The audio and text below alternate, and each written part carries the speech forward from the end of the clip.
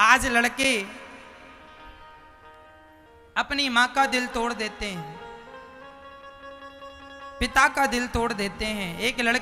एक लड़का मेरे पास आए, बोले महाराज जी हम इससे बहुत प्यार करते हैं, शादी करना चाहते हैं। हमने कहा कर लो। बोले माँ तैयार नहीं है। तो हमने कहा मत करो। बोले महाराज जी मैं इस लड़की के बिना रहूँगा नहीं, कैसे रहूँगा। मैंने कहा यदि तुमने कर ली फिर तुम्हारी माँ का क्या होगा, तुम्हारे पिता का क्या होगा। बोले हम अपने माँ बाप को छोड़ देंगे, दूसरे शहर चले जाएंगे। हमने उस लड़की को देखा और कहा बहन देख, जो अपनी माँ को छोड़ सकता है, अपने पिता को छोड़ सकता है, जो अपने माँ बाप का ना हो सका वो भला तेरा कितने दिन तक रहेगा, ये समझ ले। इससे नाता जोड़ने में तेरा नुकसान है।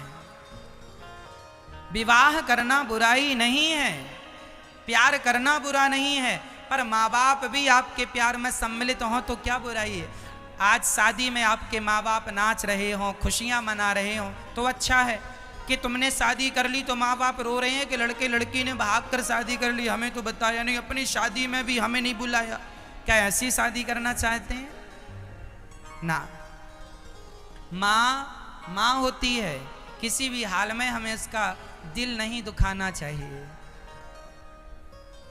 शरीर सबसे कीमती होता है मेरी बहनों, मेरी माँ, चरित्र सबसे कीमती क्या होता है। कपड़े का दाग छूट जाएगा पर चरित्र पर दाग लग जाए तो नहीं छूटेगा। मर जाना अच्छा है मेरी माँ, पर चरित्रहीन होकर जिंदा रहना अच्छा नहीं है। इसलिए अपने चरित्र को ना बिगड़ने देना। चरित्र लड़कों के लिए भी जरूरी है और चरित्र लड़की के लिए भी जरूरी है। कैरेक्टर कहते हैं आपकी भाषा में। चरित्र जो है जिसका आज समाज में व्यक्ति की पूजा नहीं है, समाज में चरित्र की पूजा है। और आज आपको बताऊं, पहले के पढ़े लिखे लोग ना, जो पहले लोग पढ़ते थे, पहले की शिक्षा में चरित्र मजबूत किया जाता था। और आज जितने पढ़े लिखे हैं, जितने का अर्थ है बहुत लोग, इसमें सारे लोगों को हम नहीं कह सकते, इसमें से बहुत लोग ऐसे हैं पढ़े लिखे जो पढ़ाई लिखाई करने के बहाने अपना चरित्र बिगाड़ लेते हैं। लड़कियां पढ़ने जाती हैं और देखा तो पता चला किसी लड़के के संग घूम रही है। लड़का पढ़ने गया, हॉस्टल में रहता है, किसी लड़की के संग रहता है। रिलेशनशिप में रहने लगे आजकल लड़के। ये पढ़ने गए हैं, ये पढ़ते कम हैं, चरित्र ज़्यादा बिगाड़ रहे हैं। पहले की पढ़ाई ऐसी नहीं थी मेरी माँ। पहले तो बच्चे पढ़ते थे और पढ़कर चरित्रवान होते थे, और आजकल पढ़ते हैं, पढ़कर चरित्र बिगाड़ कर आते हैं। इनका चरित्र वहीं बिगड़ जाता पढ़ने के नाम पर। आज लड़कियां हॉस्टल में रहती हैं, माँ बाप भेज देते हैं पढ़ने गई है, जरा जाकर देखो तो 7 बजे रात्रि को, शाम को सूर्य ढलते ही किसी जगह पर किसी लड़के के साथ बैठी मिलती है। आपने नहीं देखा? नहीं देखा? देखा है आपने। मुंबई में आप चले जाना, समुद्र के किनारे लड़का लड़की मधुमक्खी की तरह मिलते हैं आपको, हाँ या ना। दिल्ली चले जाओ, वहां पार्कों में जाकर देखो, लड़का लड़कियों के सिवा वो पार्क लड़का लड़की के लिए बनाया गया ऐसा लग रहा है। बैठे हैं रात रात तक किसी छांव में पेड़ के, वो अकेला एकांत ढूंढ रहे हैं, बैठे हैं। लड़का ये पढ़ने आए हैं, ये पीएचडी चल रही है इनकी, पीएचडी कर रहे हैं, पढ़ रहे हैं, अच्छे घर के लोग हैं, पढ़ने आए हैं। और माँ बाप कह रहे हैं पढ़ने गई है छोरी, पढ़ रही है कि क्या कर रही है, थोड़ा तुम भी तो जाकर देख लो, तुम भी तो मुआयना करो, बाप हो। हाँ तुम्हारा बेटा पढ़ रहा है, जाकर देख लो क्या कर रहा है। बड़े बड़े शहरों में जब आप बेटी और बेटों को पढ़ने भेजते हैं, पढ़ाई तो ना के बराबर होती है। ये सब चलता है, ये सब आपको पता है, लेकिन अब आप ही नहीं चाहते कि ये सब आपके बच्चे संस्कारी हों। तो फिर जब आप ही नहीं चाहते तो फिर दूसरा चाहेगा भी तो क्या होगा, जब माँ बाप ही नहीं एक्शन ले रहे हैं सही रास्ता। भाई आपका बेटा पढ़ भी जाए, पढ़ा लिखा भी हो और चरित्र भी मजबूत हो, इसमें क्या नुकसान है। शादी के बाद तुम अब जितना संसार का भोग भोगना है भोगो, कौन मना करता है, पर शादी तो हो जाने दो। ये शरीर जो है ना, स्वामी विवेकानंद जी गए थे एक बार इंग्लैंड, तो इंग्लैंड का कोई व्यक्ति बोला कि तुम्हारे भारत की नारी तो माटी है, हमारे देश की नारी तो गोल्ड है, गोल्ड सोना है, सोना। अच्छा, स्वामी विवेकानंद जी ने कहा ठीक कह रहे हो, आपके देश की नारी सच्ची सोना है और हमारे देश की नारी माटी है।